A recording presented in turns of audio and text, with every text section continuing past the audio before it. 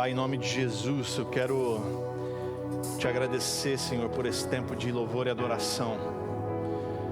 Como é bom poder estar na Tua presença, Senhor, e render a Ti o louvor que é devido. Muito obrigado, Deus, por ser esse Deus tão grandioso, tão poderoso, mas ao mesmo tempo tão amável, tão cuidadoso conosco. Deus, obrigado porque para nós é tão importante saber, Deus, e ter a certeza de que o Senhor se faz presente, porque o Senhor disse que estaria, onde houvesse 2 ou mais reunidos em Seu nome, ali o Senhor se faria presente. Nós não adoramos um Deus distante, não adoramos um Deus que está em outro lugar, mas um Deus que habita entre nós, um Deus que está conosco. Deus, como é bom saber disso, Deus, como é bom poder desfrutar, Deus, da presença do Deus do universo. Deus, nós não conseguimos ficar indiferentes, Deus, diante da Tua presença. Não conseguimos, Deus, ficar indiferentes diante de louvores que engrandecem o Teu nome. Nós só podemos nos render a Ti, Senhor. Nós só podemos nos curvar diante da Tua grandeza, diante da Tua majestade. Ó Senhor, que em nome de Jesus, pelo Teu Santo Espírito que passeia entre nós nessa manhã, o Senhor fale ao nosso coração agora, Deus. Queremos abrir a nossa mente e o nosso coração para que a Tua palavra encontre lugar, para que a Tua palavra seja transformadora em nós, Deus. Esse é o desejo do nosso coração. Nós não queremos, Deus, sair por aquela porta da mesma maneira com que entramos, mas que haja transformação em nós. Que o Senhor trabalhe no nosso caráter, que o Senhor trabalhe, Deus, no nosso intelecto, mas acima de tudo molde o nosso coração. Tira de nós o coração duro e nos dá um coração de carne inclinado a Te obedecer. Ouvidos atentos, Senhor, à Tua palavra. Pai, é isso que nós desejamos, no doce e santo nome de Jesus. Amém, Senhor. Amém. Amém. Amém, queridos. Graças a Deus por mais esse culto, pelo privilégio que nós temos de estar aqui, meus irmãos. Porque é privilégio para nós estarmos aqui em comunidade, como igreja do Senhor, reunidos para adorar ao nome do Senhor e ouvir a Sua palavra. É privilégio. Tem muitos no mundo hoje que desejariam muito estar onde nós estamos hoje, mas não podem estar, porque talvez no lugar onde eles vivem há perseguição. Talvez no lugar onde eles vivem há proibição de ter um culto como esse. Acreditem, há lugares assim. Então, que em nome de Jesus você entenda como privilégio santo esse nosso, de estarmos num lugar como esse, confortável, adorando a Deus livremente e podendo pregar a Sua palavra também livremente. Há igrejas no mundo hoje que só funcionam com policiais na porta para fiscalizar o que se prega, porque não há liberdade. No entanto, nós estamos aqui hoje com toda a liberdade. Então, irmãos, entendam isso como privilégio. E eu queria nessa hora convidar você a orar por essas cadeiras vazias, onde muitos crentes hoje estão nas suas casas e não estão cultuando aqui conosco. Não estão gozando dessa liberdade, não estão gozando desse privilégio. Então eu queria mais uma vez, de forma silenciosa, que você olhasse para essas cadeiras, lembrasse de um irmão seu que não está aqui e orasse por ele. Vamos fazer isso? Em silêncio, feche os teus olhos. Vamos fazer isso agora.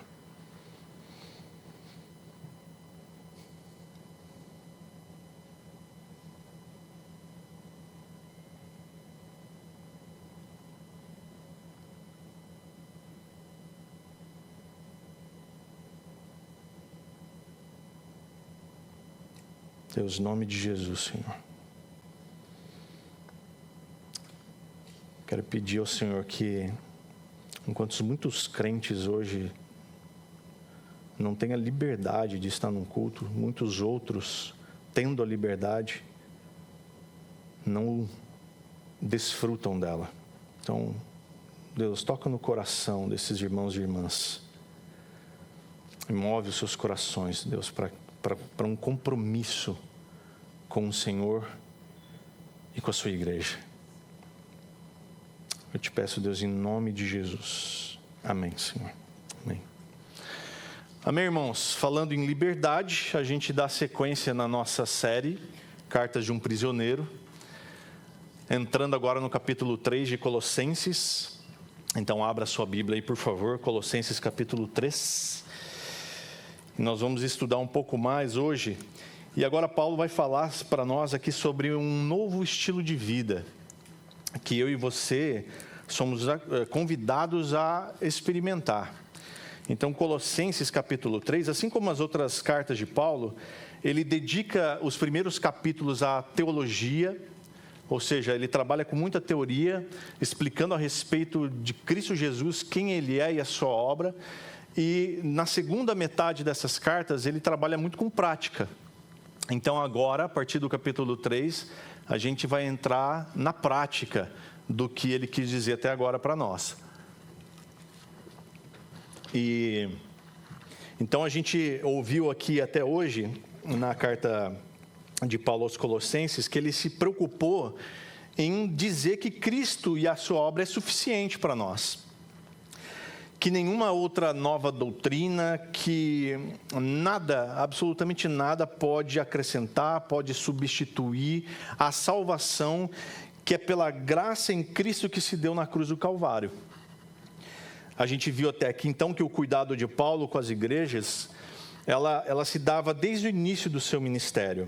E a gente vê nas 13 cartas de Paulo esse cuidado dele, né? As cartas que ele escreveu aos seus cooperadores, com um cuidado pastoral, trazendo orientação para eles, aos Gálatas, aos Tessalonicenses, aos Coríntios, aos Romanos, da forma como ele cuidou, mesmo dentro da prisão, dos Efésios, dos Filipenses, dos Colossenses, e ainda como ele instruiu Filemão, e como ele também lutou até o fim pela sã doutrina nas suas pastorais para Timóteo e Tito.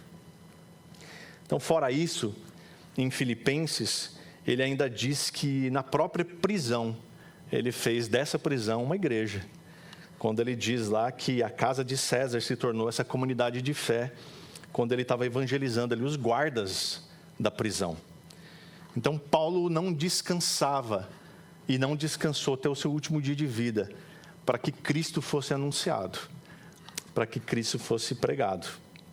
E agora, a partir do capítulo 3, então, de Colossenses, a gente vai começar a ver a parte prática da carta, né? Que é esse novo estilo de vida que ele quer apresentar aqui para nós, que é baseado na nossa morte para o pecado, na nossa ressurreição e na nossa nova identidade em Cristo, para uma vida de santidade, para uma vida santa, para uma vida separada. Aqui, essa figura do batismo é muito interessante. Paulo vai trabalhar muito sobre isso aqui, da nossa morte, da nossa ressurreição e o ingresso na nova vida. Ele fala muito de morte, a gente pode ver também lá na carta aos Gálatas, no capítulo 2, versos 19 e 20, ele faz um breve resumo que é muito significativo. Quando ele fala de morte, quando ele diz assim: estou crucificado com Cristo. Ou seja, eu já estou morto para a lei, já estou morto para o pecado, e Cristo levou sobre si as minhas transgressões. Então, Paulo está dizendo aqui para o crente que ele já está morto. Ele já está morto para esse mundo. Em Colossenses ele vai dizer ali no capítulo 1, no capítulo 2, que nós estamos mortos para os rudimentos desse mundo. Então, para esse mundo, para o pecado e para a lei, eu e você que somos crentes no Senhor estamos mortos. Já era. Se foi. Mas há uma ressurreição. No mesmo verso 19, ele ainda diz: morri para a lei a fim de viver para Deus. Então, da mesma forma que a gente morre com Cristo, a gente ressuscita com Ele também. Mas nós não ressuscitamos de novo para os rudimentos do mundo, nem para o pecado e nem para a lei, mas para Deus. Portanto, nós temos uma nova vida com Ele, que é essa nova identidade que ele diz no versículo 20 de Gálatas. Logo, já não sou eu quem vive, mas Cristo vive em mim. E em 1 Coríntios 5,17 ele diz: e assim, se alguém está em Cristo, é nova criatura, as coisas antigas já passaram, já morreram, lá na cruz, e eis que se fizeram novas. Então, meus irmãos, em Cristo Jesus nós morremos, em Cristo Jesus nós ressuscitamos, e em Cristo Jesus nós temos uma nova identidade. Somos então uma nova criatura, convidados a viver uma nova vida. E essa nova vida sendo vivida em Cristo. Então vamos para o texto de Colossenses capítulo 3. A primeira coisa que a gente vai aprender aqui é que nós devemos procurar as coisas que são do alto. Leia comigo, por favor, os versos 1 a 4 de Colossenses 3. Portanto, se vocês foram ressuscitados juntamente com Cristo, busquem as coisas lá do alto, onde Cristo vive, assentado à direita de Deus. Pensem nas coisas lá do alto e não nas que são aqui da terra, porque vocês morreram e a vida de vocês está oculta juntamente com Cristo em Deus. Quando Cristo, que é a vida de vocês, se manifestar, então vocês também serão manifestados com Ele em glória. Então o texto começa com uma constatação. Portanto, se vocês já foram ressuscitados com Cristo. Esse, portanto, aqui remete ao que a gente está estudando até aqui, que é o fim do assunto aqui dos falsos mestres. Paulo está deixando para lá. Vocês entenderam que os falsos mestres querem tirar a supremacia de Cristo. Dizer que Cristo não é suficiente. Então a gente precisa de um monte de coisas. A gente precisa de penitências, a gente precisa se privar de uma série de coisas para que a gente mereça a salvação, para que a gente alcance a salvação. Mas Paulo está dizendo aqui, isso já acabou, vocês entenderam que Cristo é suficiente. Cristo Jesus e a sua obra na cruz é suficiente para que eu e você entendamos que é nele, somente nele que nós encontramos salvação. Amém? Glória a Deus. Então a gente está junto com os colossenses nessa, né? Então, quando Paulo escreve aqui, se vocês foram, ele não está duvidando de que as pessoas estão realmente em Cristo. Ele não está duvidando da nossa ressurreição em Cristo. Mas ele está mais confirmando. Ficaria melhor se a gente lesse assim: uma vez que nós fomos ressuscitados com Cristo. É isso que Paulo está dizendo aqui. Já que vocês foram ressuscitados com Cristo, uma vez que vocês foram ressuscitados com Cristo, e aí vem a orientação dele. A ideia aqui de ressuscitar com Cristo revela a nossa identificação com Ele. A ressurreição com Cristo é um marco definitivo na minha e na sua vida. Uma vez que nós morremos para o mundo, morremos por pecado, mas ressuscitamos com Cristo, este é um marco muito importante na nossa vida. Um marco definitivo. Quando a gente é alcançado por Ele, a nossa velha natureza, aquela velha natureza de pecado é crucificada com Ele. E agora a gente tem uma nova vida com Ele. E aí ele começa a orientar, então, busquem as coisas lá do alto, onde Cristo vive, assentado à direita de Deus. Então nós somos encorajados aqui a uma busca, e essa busca não é vez ou outra, mas é uma busca contínua, de todos os dias, de cada momento da nossa vida, de um conhecimento mais profundo de quem é Jesus, do Cristo que vive lá no alto. Além do conhecimento de Cristo, eu e você, a gente precisa buscar tudo que pertence à vida com Ele. A vida com Ele e para Ele. Isso inclui o que o próprio Cristo disse em Mateus 6,33. Busque em primeiro lugar o reino de Deus e a sua justiça. A prioridade para mim e para você como crentes é essa. Buscar as coisas do alto também significa viver uma vida digna do nome dEle. Que eu e você, ao sermos identificados como filhos e filhas de Deus, como discípulos de Jesus, possamos ter um bom exemplo a dar. Infelizmente, muitos evangélicos, eu vou dizer evangélico para não dizer crente, dão mau testemunho aí. Tem muita gente que não vem a uma igreja evangélica por causa de mau testemunho de evangélicos. Isso não é ter uma nova vida com Cristo. É outra coisa. Então preste atenção que a nossa nova vida com Cristo deve revelar o Cristo em nós. Lembra que Paulo disse: já não sou eu quem vivo, mas Cristo vive em mim. E se Cristo vive em mim, é Ele quem aparece. É Ele quem aparece quando eu chego numa padaria para comprar pão. É Ele quem aparece quando eu estou lidando com a atendente da farmácia. É Ele quem aparece quando eu estou conversando, tendo uma conversa com a minha esposa, com o meu esposo. É Ele quem aparece quando eu estou trabalhando no meu ambiente de trabalho. Esses dias eu estava numa reunião e aí a pessoa trabalhava junto com uma outra, eles se encontraram nessa reunião. E aí o cara falou assim: nossa, eu trabalho há tantos anos com você, não sabia que você era evangélica. Isso não pode acontecer com quem tem uma nova vida em Cristo. Com quem tem uma identidade em Cristo Jesus. Cristo precisa aparecer. Cristo precisa estar evidente em nós. Ele diz aqui que Cristo está sentado à direita de Deus numa posição de autoridade. Essa autoridade na qual Ele pode interceder junto ao Pai. Pois na primeira carta de Paulo a Timóteo, capítulo 2, verso 5, ele vai dizer que Jesus é o único mediador entre Deus e o homem. Porque Cristo tem essa autoridade de estar assentado à direita do Pai. Então, se você, porventura, é um agente secreto do reino de Deus no seu trabalho, interceda ao mediador Jesus Cristo que o capacite para viver essa identidade de verdade lá onde você está. Essa identidade que pertence aos filhos de Deus. Deixe as pessoas saberem que você é discípulo de Jesus.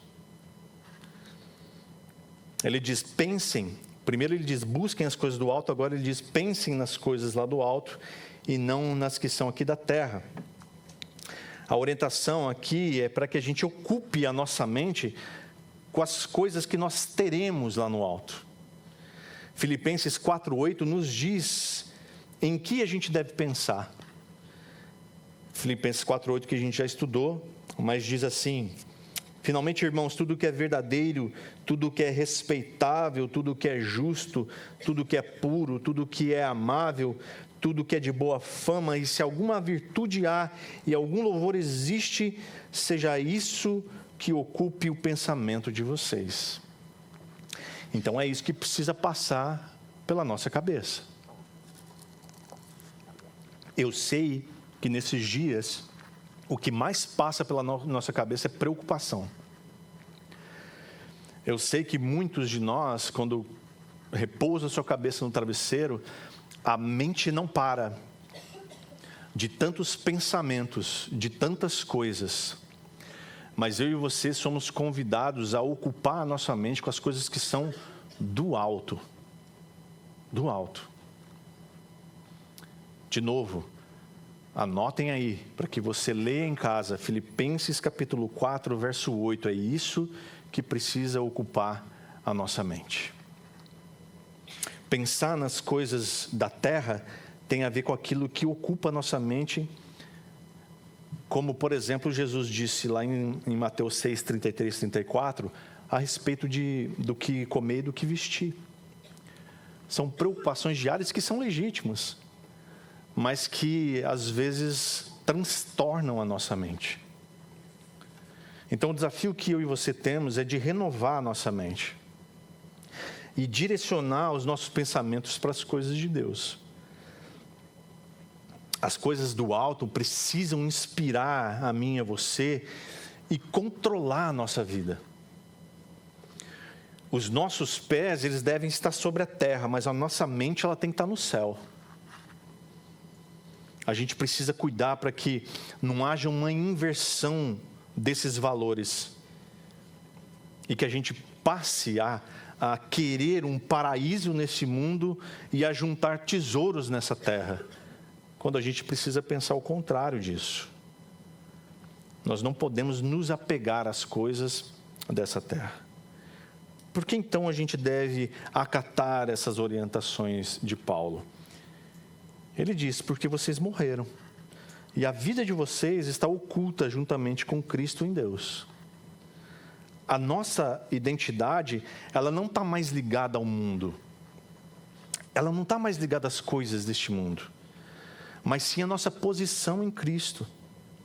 Nós estamos mortos para o pecado e para o mundo, e é isso que ele vem dizendo no final do capítulo 2, lá no versículo 12, quando ele diz assim, nós fomos sepultados juntamente com ele no batismo. E no 20 ele diz assim, vocês morreram com Cristo para os rudimentos do mundo. Então existe alguma coisa deste mundo para a qual você ainda vive? Essa é uma reflexão que a gente precisa fazer. Há algo deste mundo que ainda nos prende, que ainda nos faz nos sentir vivos?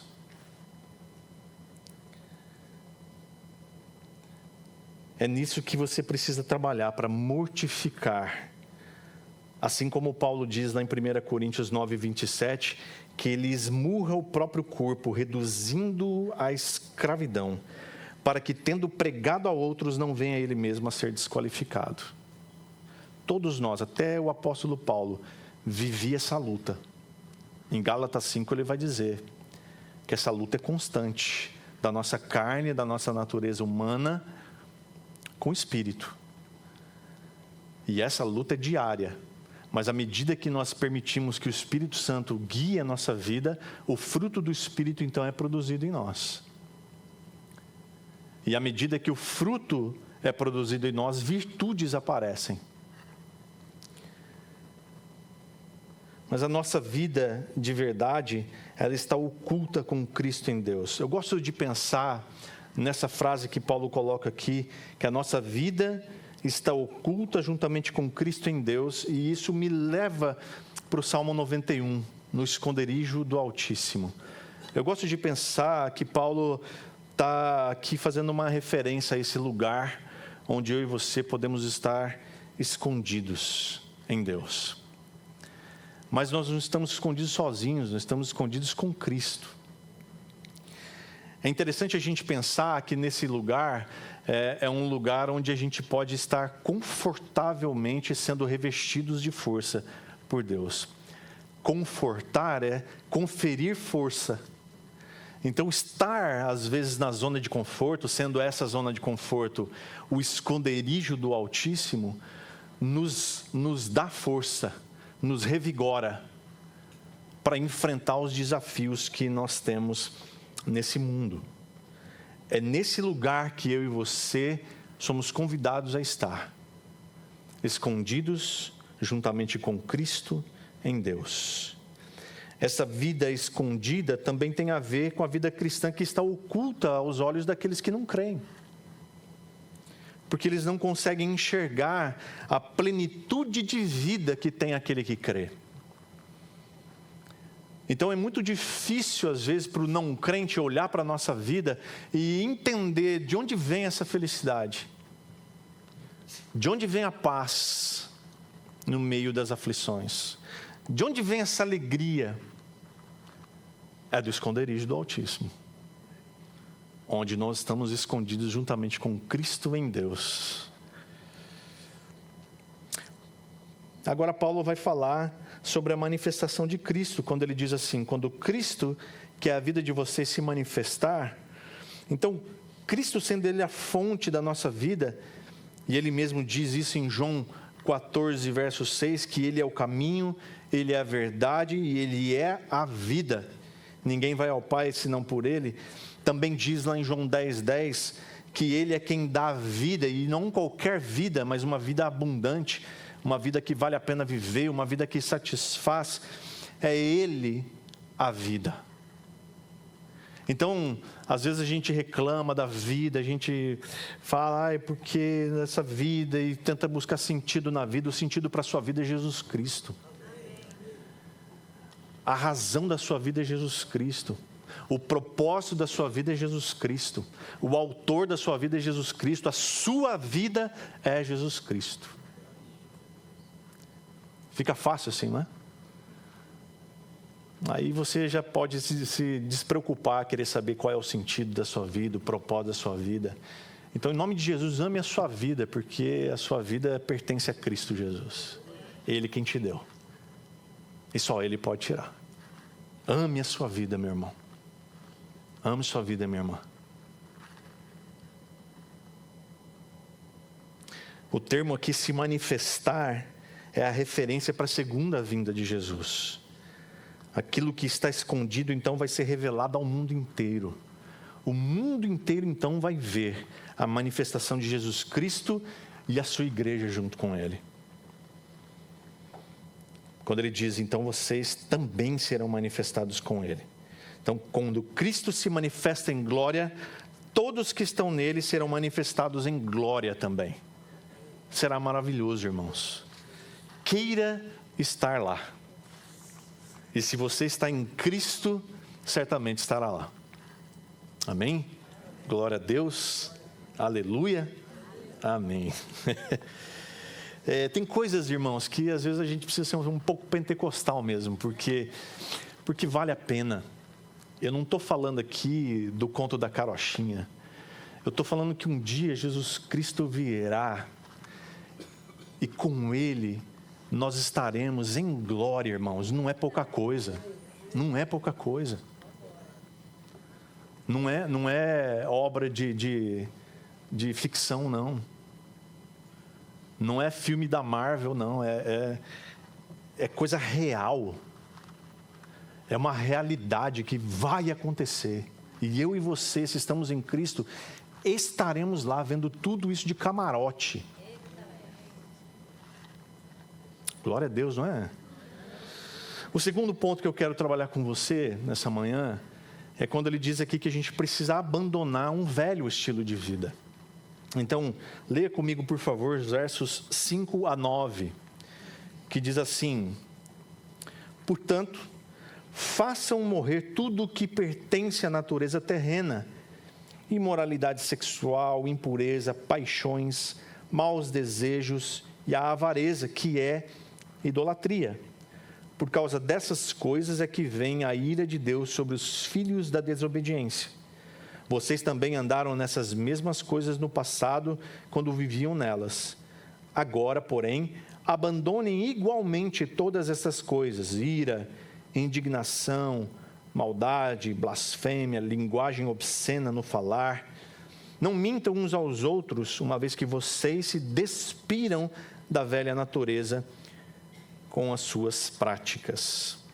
Então, aqui nesses versos, a gente tem um chamado, meus irmãos, para romper de uma vez por todas com as tendências pecaminosas que a gente pode ter trazido para a nossa vida cristã, da velha vida. Então ele diz assim: portanto, façam morrer tudo que pertence à natureza terrena. O portanto aqui indica que a mortificação da natureza terrena, na prática, ela é motivada pelas verdades que a gente viu até aqui. Fazer morrer ou mortificar se refere ao exercício prático de buscar e de pensar nas coisas do alto. Podemos, então, nos livrar dessas práticas que são pecaminosas, porque nós morremos com Cristo. É nele que nós encontramos força para isso. Porque se ele venceu tudo isso, sendo pregado numa cruz e pregado junto com ele, os nossos pecados, as nossas transgressões, o nosso velho homem precisa morrer junto. A palavra usada aqui revela que nós devemos tomar medidas, e medidas severas, para vencer o pecado.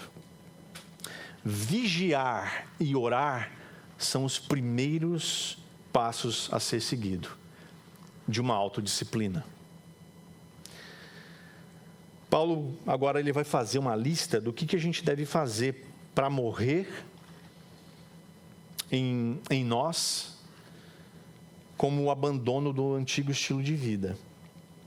Ele fala a primeira coisa ali, moralidade sexual, ou fornicação em outras versões. A palavra aqui para imoralidade sexual ou fornicação é porneia. Olha que nome interessante, né? De onde vem as palavras pornográfico, pornô, essas coisas. Que trata nada mais, nada menos do que toda atividade sexual fora do casamento. Qualquer atividade sexual. Qualquer ato sexual fora do casamento é porneia. É imoralidade sexual. Ele fala de impureza, que também tem a ver com a área sexual. Aliás, as próximas aqui todas têm a ver. E essa impureza está ligada à luxúria. É uma impureza moral, que é proveniente, claro, de desejos ligados a áreas sexuais. E essa vida de impureza leva a uma vida devassa. É sensualidade. E veja só, irmãos, a questão da sensualidade, ela é tão astuta, é tão sutil na nossa vida que às vezes a gente nem percebe. Basta você colocar uma roupa que mostra um pouco demais e postar no Instagram. Na verdade, o que você quer, sem que você até pense muito sobre isso, é like. É que alguém veja e goste do que está vendo. Esse tipo de coisa, essa sensualidade, leva a uma vida de devassidão, é impureza. Então nós, crentes que já morremos com Cristo e os nossos pecados com Ele, e essa vida de impurezas também foi crucificada com Cristo, portanto já morreu, não somos homens e mulheres de fazer esse tipo de coisa. De cuidar do que se veste, de cuidar com a nossa aparência, para que não mostre demais. Ele fala de paixões, que são afeições desordenadas, ou seja, uma paixão lasciva. É um desejo irrestrito, um impulso, uma força que não descansa até ser satisfeito. É uma pessoa dominada pelo fogo do sexo. Maus desejos, ou vil concupiscências, que ele diz em outras versões aí. É o desejo intenso, pervertido. E aí ele fala de avareza. Só que ele não para, ele diz avareza, que é idolatria. Avareza é o desejo de ter sempre mais, de nunca se satisfazer. É o pecado da possessividade. Eu tenho, eu quero, eu posso. Mas aqui Paulo, então, ele define a avareza como idolatria. E o Russell Shedd, ele diz uma coisa interessante, ele diz assim: isso descreve a principal abominação praticada pelo povo de Deus e pelos pagãos durante quase todo o decurso da história bíblica. A ira de Deus tem de se manifestar com toda a força contra tudo aquilo, ou seja, contra o culto daquilo que é praticado ou criado em lugar do culto do Criador. Tudo aquilo que porventura esteja tomando lugar de Deus na nossa vida é idolatria. Ele fala da avareza, que é idolatria, porque muita gente adora os bens, o dinheiro, as posses. e tem isso como Deus. Tomou o lugar de Deus é a idolatria. E aí vem um alerta. Sabe, você já viu aqueles vídeos assim que vem com uma tarja vermelha assim? Alerta, atenção. Irmãos, não mandem esses vídeos para mim que eu não vejo. Tem alerta assim, atenção, com asterisco assim, uma tarja vermelha. Eu não vejo. Eu tenho pavor desses vídeos aí. Tem gente que me manda vídeo de pastor falando, atenção, alerta, misericórdia. Eu não vejo. Eu detesto essas coisas. Mas aqui vem um alerta desse. Desse aqui eu gosto.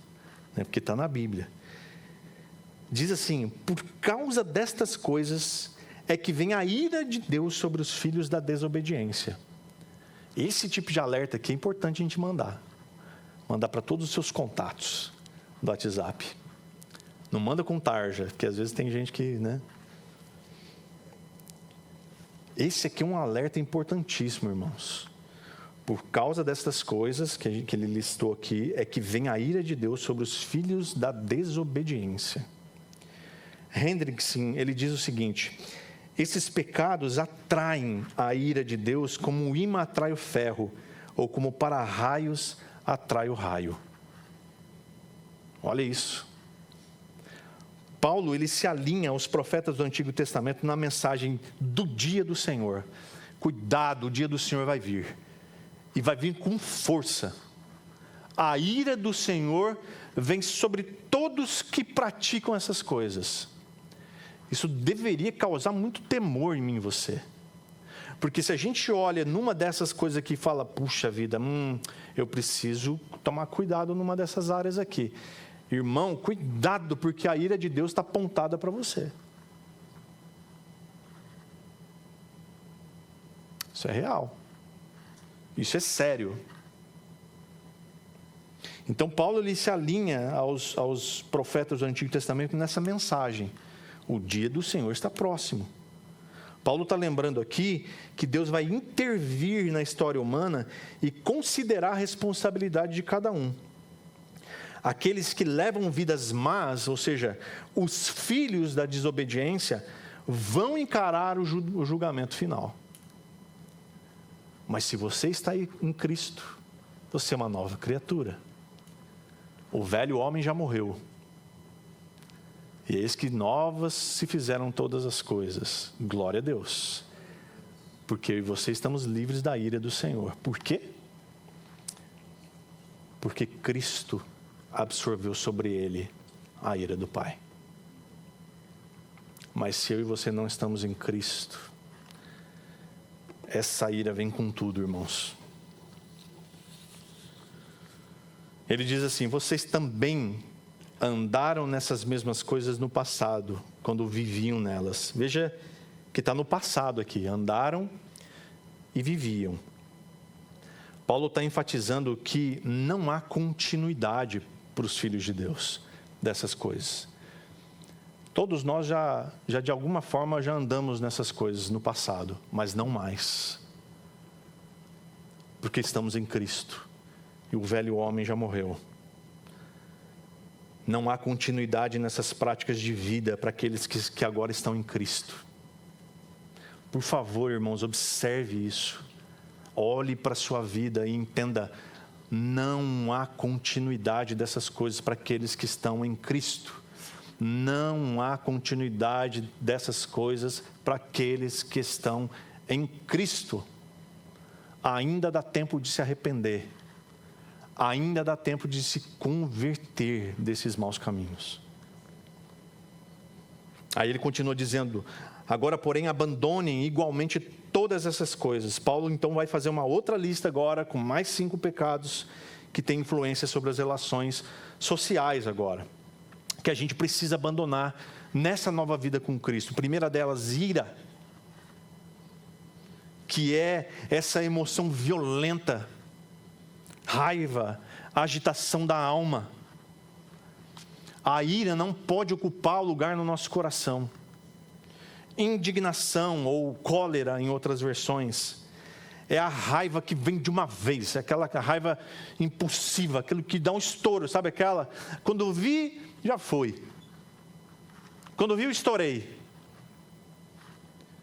É essa indignação, essa coisa que explode do nosso peito e se transforma talvez numa palavra rude, se transforma numa agressão verbal ou física, se transforma numa atitude de quebrar coisas, de dar murro em parede,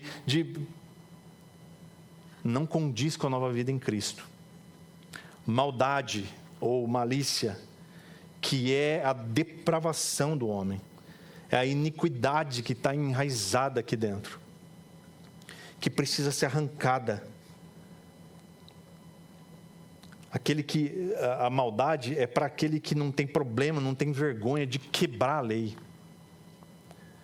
Essa coisa precisa ser arrancada de nós, pela raiz. Ele fala da blasfêmia, ou maledicência, traduzida em outras versões.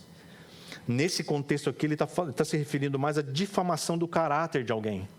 Às vezes a gente associa a blasfêmia só a questão religiosa, blasfemar contra o Espírito Santo ou contra Deus.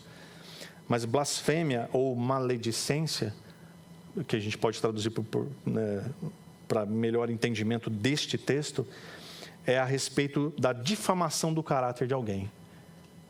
É dizer que alguém não é aquela coisa. Linguagem obscena no falar. Aquele sugere uma linguagem abusiva, uma linguagem grosseira, que significa ter a boca suja, literalmente. Falar palavrões, que tem uma comunicação vulgar, que tem aquele humor, sabe, aquele humor ácido de baixo calão. Cuidado com isso, irmãos. Palavras sujas não podem ficar na boca de crente. Palavras de baixo calão não podem fazer parte do nosso vocabulário. Palavras grosseiras não podem fazer parte do nosso jeito de se expressar. Irmãos, em nome de Jesus, converta o seu linguajar. Hoje em dia tem palavras aí que até pouco tempo atrás eram palavrões e que viraram doce na boca das pessoas. Se fala assim, tinha palavras que nem sequer eram traduzidas nas versões dubladas de filme hoje, e está na boca do povo, inclusive de criança. Eu vejo criança crente falando palavrão. Por quê? Porque ouve os pais falar. Irmãos, em nome de Jesus, entenda de uma vez por todas. Se você está em Cristo, você é uma nova criatura e as coisas velhas já morreram. O velho homem não existe mais, ele está morto. A velha mulher também já não existe mais, ela está morta. Já não sou eu quem vivo, mas Cristo vive em mim. Vigia se Cristo diria o que você diz por aí. Ele conclui dizendo: não mintam uns aos outros. Depois de ele apresentar esses 5 pecados, ele ainda lembra que não deve haver mentira no nosso meio. São coisas óbvias que precisam ser ditas. Mentira não pode fazer parte das nossas conversas. Não pode. Eu já vi crente, às vezes a gente fala aquelas mentirinhas brandas, né? Aquelas mentirinhas que não faz mal para ninguém. Eu já vi crente dizer: não fala que eu não estou, quando alguém liga. É mentira. E ainda força o outro a mentir também. Misericórdia. Pior, né? Eu vi uma mãe fazer isso com o filho, mandar um filho dizer no telefone que ela não estava. Aí ele diz: uma vez que vocês se despiram da velha natureza com as suas práticas. Então Paulo continua aqui o que ele disse antes sobre Cristo circuncidar os cristãos pela remoção do corpo da carne, lá no capítulo 2, verso 11. Aqui ele está empregando essa metáfora do se despir e do se vestir, né? Que vai continuar esse assunto também no domingo que vem. Ele está dizendo aqui que nós já nos despimos das roupas velhas, das roupas sujas, da velha natureza que eram compostas por todos esses pecados que a gente viu aqui. Toda essa lista. agora não cabe mais a nós voltar para o lixo para pegar uma dessas peças de roupa. Quando você usa uma roupa que ela chega a rasgar, que ela fica esgarçada e que você não tem nem como doar aquilo, mas joga no lixo, você volta no lixo para vestir aquela camiseta, aquela roupa de novo? Não. E por que então, às vezes, a gente volta lá na velha natureza para buscar uma dessas coisas aqui e vestir outra vez? Eu e você estamos sendo convidados aqui a se despir e lançar fora o velho estilo de vida e buscar então um novo estilo de vida que a gente pode ler nos versos 10 a 11, por favor. Versos 10 e 11 diz assim: e se revestiram da nova natureza que se renova para o pleno conhecimento segundo a imagem daquele que a criou. Aqui não pode haver mais grego e judeu, circuncisão e incircuncisão, bárbaro, cita, escravo, livre, mas Cristo é tudo e está em todos. Finalmente, Paulo começa a dizer aqui que agora nós devemos nos vestir de uma nova roupa, uma roupa novinha, cheirosa. A gente precisa então aqui adotar esse novo estilo de vida. Ele diz aqui que nós então, a partir do momento que abandonamos o velho estilo de vida, nós nos revestimos da nova natureza. Já que a gente jogou a roupa velha fora, agora é a hora de renovar o guarda-roupa. De colocar no guarda-roupa as roupinhas novas que a gente adquiriu não, que nós ganhamos de Deus. É hora de colocar essas roupas novas da nova natureza em Cristo. Precisa haver então uma mudança na qualidade da vida e identidade que você temos em Cristo Jesus. Agora, só resta para mim e para você alinhar o nosso comportamento a essa identidade. Agora o crente tem essas roupas novas, ele tem um novo estilo de vida. E essa metáfora, ela fala de um comportamento que é visível. Perceba, Paulo está dizendo aqui que a gente precisa se revestir de um novo estilo de vida, porque esse novo estilo de vida precisa ser visível a quem nos enxerga. Não pode ser uma coisa... Você não veste uma roupa via oral, né? E aí você sai, estou vestindo uma roupa nova aqui, tomei uma pílula de roupa nova. A nova vida em Cristo Jesus, ela precisa ser evidente, ela precisa externalizar isso. As pessoas precisam enxergar essa nova roupa, esse novo estilo de vida. É por isso que Paulo usa essa metáfora da roupa, do se revestir. É um comportamento que é visível do cristão. O novo que está substituindo o velho. Essa semana mesmo, conversando com alguém, e essa pessoa me dizendo assim: puxa vida, as pessoas que me conheciam antes, olham para mim hoje e percebem o quão novo eu estou, porque agora eu ando com Jesus. Irmãos, isso é maravilhoso. Quando as pessoas que conheciam a sua velha natureza te veem novo, restaurado, renovado em Cristo Jesus, vão querer saber o que é isso. E aí você vai ter a oportunidade de contar o seu testemunho.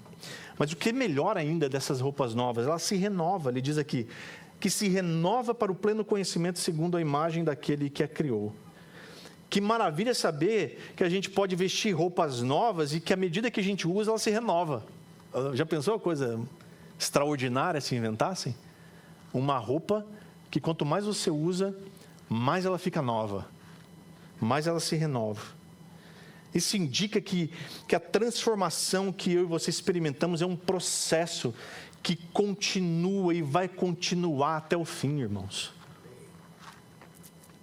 Essa renovação, ela acontece pelo conhecimento.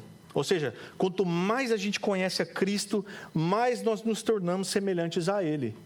Mais renovados nessa nova natureza nós seremos. Não se trata apenas do conhecimento teórico, do conhecimento místico de Jesus, mas de um relacionamento profundo, de um relacionamento íntimo com Ele, pessoal com Cristo.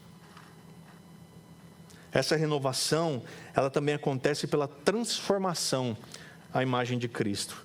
O homem, ele foi criado à imagem e semelhança de Deus, que ele é a imagem criada, ou seja, é a criação, mas essa imagem em nós foi deformada pela entrada do pecado, mas transformada pela redenção em Cristo Jesus. Olha que maravilhoso isso. E ele conclui dizendo: aqui não pode haver mais grego, não pode haver judeu, circuncisão, incircuncisão, bárbaro, cita, escravo, livre, mas Cristo é tudo, está em todos. Não há distinção de status entre o povo de Deus. Assim como a gente lê também lá em Gálatas 3, 28, quando ele diz assim: assim sendo, não pode haver judeu, nem grego, nem escravo, nem liberto, nem homem, nem mulher, porque todos vocês são um em Cristo Jesus. Aleluia. Ninguém possui crédito especial com Deus. Ninguém é tratado com menos dignidade do que o outro. A velha ordem era caracterizada pela divisão ética e social. Por isso que os judeus não se davam com mais ninguém. Os samaritanos, era eles e pronto. Mas a nova ordem aqui, ela acaba com essas divisões, acaba com as fronteiras. É o corpo de Cristo. A expressão Cristo é tudo, está em todos, reforça a supremacia de Cristo mencionada lá no início, em 1,17. E reforça a habitação dele em nós, mencionadas no 1,27. Cristo é tudo. Ele é suficiente. E está em todos. Habita em mim, você. Que gloriosa realidade. Então, irmãos, louvamos a Deus que nos garante estar com Ele, escondidos em Deus, até a manifestação final no grande dia. E experimentar, desfrutar da graça de estarmos conectados nele. Por estarmos vivendo nele, irmãos, nós podemos finalmente nos livrar das roupas velhas, da nossa velha natureza caída, pecadora, que nada tem a ver com quem nós somos agora em Cristo Jesus, novos, restaurados e libertos. E agora a gente pode nos vestir das roupas novas da nova natureza, que se renova à medida que eu e você conhecemos mais a Cristo Jesus. E podemos desfrutar também da igualdade que existe no corpo de Cristo. Vamos orar? Pai, em nome de Jesus, muito obrigado pela Tua palavra, Senhor. Nos ensina, Deus. Nos exorta, Senhor, a viver essa nova vida em Cristo Jesus e abandonar de vez as práticas da velha natureza.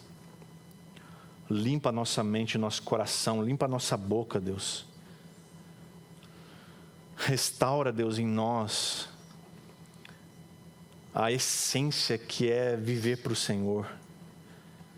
Que as nossas atitudes, que o nosso falar glorifiquem o Senhor, agradem o Senhor e revelem Cristo em nós, em todo lugar que estivermos. Eu te peço, Deus, em nome de Jesus, pela Tua graça e bondade, que Deus, o nosso Pai, cheio de amor, que o Filho, o nosso Salvador, cheio de graça, e o Espírito Santo, nosso Consolador, cheio das comunhões do Senhor, estejam sempre conosco, todos os dias, Pai. Em nome de Jesus. Amém, Senhor.